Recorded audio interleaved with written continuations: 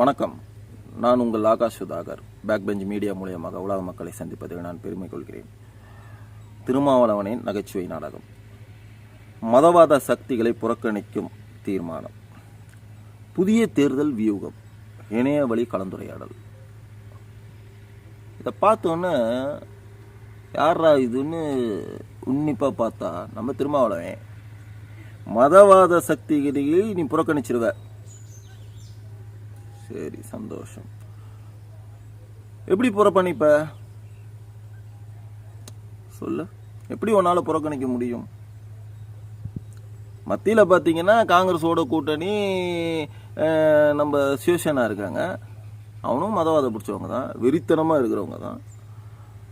இந்த சைடு பிஜேபியோட பெரும்பான்மையாக இன்னைக்கு நாட்டை ஆண்டுகிட்டு இருக்கவங்க இன்னைக்கு எல்லாருமே மதவாதிகள் தானே. சொல்லுங்க. மோடி தான் உனக்கு மதவாதியா? காங்கிரஸ் தலைவி சோனியா காந்தி மதவாதி கிடையாதா? கிறிஸ்துவ வெறி பிடிச்சவங்க அந்த அம்மாலாம். இப்போ தொங்கிக்கிட்டு தானே இருக்கீங்க திமுகவோட கை கோத்துக்கிட்டு. தனியா நில்லு. 234 தொகுதியிலையும் தனியா நில்லு. உன்னால் நிற்க முடியுமா திருமாவளவா? திமுகவை விலக்கி வைத்து விட்டு மதவாதிகளை ஒதுக்கி வைத்து விட்டு எந்த மதத்துக்கிட்டையும் நீ கை கோக்க கூடாது. கிறிஸ்துவ இஸ்லாம் மதத்துக்கெல்லாம் கை கோத்துக்க கூடாது. அச்சுக்கிற, அப்படியே அணை வச்சுக்கிற. மசூதிக்கு போனா குல்லாவை போட்டுக்கிற, சிலுவை இதுக்கு போனா இப்படி போட்டுக்கணும் சிலுவையா போட்டுக்கிற. அதெல்லாம் மதமா தெரியலையா?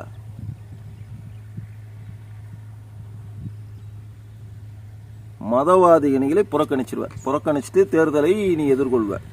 சந்தோஷம். அம்பேத்கருக்கும் உனக்கு என்ன ராஜா சம்பந்தம்? உன் ஜாதிக்காரர் அம்பேத்கர் மதவாதி. எங்க அண்ணன் அர்ஜுன் சம்பத் இந்து மக்கள் கட்சியோட நிறுவன தலைவர். அம்பேத்கருக்கு மரியாதை செலுத்த வந்தப்போ கடந்து கூன்னு கூனிங்களாமே. ஒரு பொம்பளை என்னன்னா வயிற்றுலையும் வாயிலையும் அடிச்சுக்குது. உன் பசங்கள்லாம் என்னன்னு கேட்டிங்கன்னா சம்மந்தமே இல்லாமல் கூவுறானுங்க. உன் பசங்களுக்கும் உனக்கும் ஒன்று புரிய வைக்கிறேன். தெளிவாக சொல்லு. அம்பேத்கர்னா உன் ஜாதியா? தாழ்த்தப்பட்ட சமூகத்துக்காக குரல் கொடுத்த ஒரு மகா மனிதன். உன் ஜாதி கிடையாது. முதல்ல ஒன்று புரிஞ்சுக்கோ. வளர்ந்துகிட்டு இருக்க நீ எல்லாம் வளர்ந்த தலைவர் கிடையாது திருமாவளா. வளர்ந்துகிட்டு இருக்க தலைவர். நான் தலைவன்றேன். உன்னைய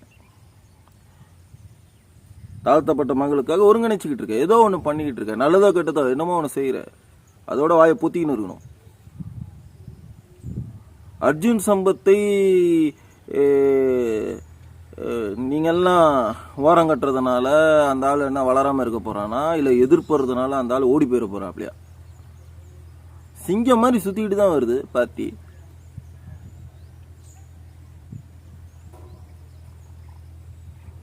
அர்ஜுன் சம்பத்துக்கு மாலை போட என்ன தகுதி இருக்கு? உனக்கு என்ன தகுதி இருக்குது? பெரியார் போட்டோவை நீ எதுக்கு போடுற? நீ பெரியார் ஓன் ஜாதிக்காரனா? நீ மதத்தை சீண்டினால் நான் ஜாதியை சீண்டுவேன். பெரியாரு ஓன் ஜாதிக்காரனா? எதுக்கு பசங்களை தூண்டி விடுற? உன் பசங்க 10 பேர் கத்துறானா நீ தூண்டி விடாம அவனும் கத்த மாட்டான். இதே பொழப்பா போச்சு உங்களுக்கு. ஒவ்வொரு பிறந்த நாள் அன்றைக்கும் நினைவு நாள் அன்றைக்கும் எல்லாம் போய் மரியாதை செலுத்துறது ஒரு பாரம்பரியமான ஒரு அரசியல் வாழ்க்கையை தான் எல்லாம் பின்பற்றிக்கிட்டு இருக்காங்க. காமராஜர் பிறந்தநாள் நினைவு நாளுக்கு நீங்களாம் மரியாதை செலுத்தலையா? அண்ணா பிறந்தநாள் நினைவு நாளுக்கெல்லாம் நீங்களாம் மரியாதை செலுத்தலையா? பெரியாருக்கு மரியாதை செலுத்தலையா? இறந்து போன கலைஞருக்கு நீங்க போய் மரியாதை செலுத்தவில்லையா? கூட்டணி வைக்கவில்லையா? கூடி கொலாவவில்லையா? உன் தேவைக்குன்னா அடுத்தவன் ஜாதிக்குள்ள உன் ஜாதின்ற.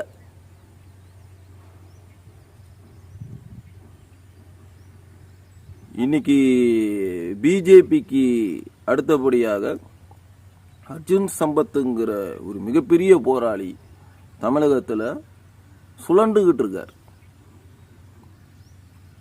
அவரெல்லாம் ஓரம் கட்டிட முடியுமா? உன்னால ஒதுக்கிட முடியுமா? என்ன பண்ணுவீங்க? நீங்கள் 10 பேர் சேர்ந்து இந்த சைடு பிரச்சனை பண்ணீங்கன்னா இந்த சைடு 50 பேர் பிரச்சனை பண்ணுவியா? தப்பு ராஜா. அரசியலை அரசியலாக பண்ணு. என்ன அராஜகமாலாம் எதுவுமே எடுக்காது. ஒரு இடத்துக்கு ஒரு விஷயம் தெரியாது, ஊடகங்களை என்ன வேணால் பேசிங்க, என்ன வேணால் காரி துப்பிங்க, அது வேற விஷயம். என்ன வேணால் கமெண்ட்ஸ் போடுங்க, கோத்தாங்க அம்மா தேவடியா பையா என்ன வேணால் போடுங்க, என்ன வேணால் போடுங்க. அது யார் பார்க்க போகிறா, யார் இதை பண்ண, அது ஒரு மேட்ரே கிடையாது.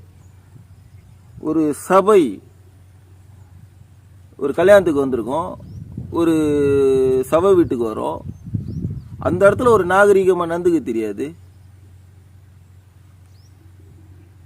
வந்த மனுஷனை அசிங்கப்படுத்தினது மட்டும் இல்லாமல் தாக்க முயற்சி செஞ்சுருக்கீங்க. அவரை தாக்கிட்டு நீங்கள் வாழ்ந்துருவீங்களா? ஆண்டுகிட்டு இருக்கிறது மோடி, கேடிங்களை எல்லாம் டவுசரு கட்டிடும். வந்தாலும் வாயை பொத்திக்கிட்டு அரசியல் பண்ணும்.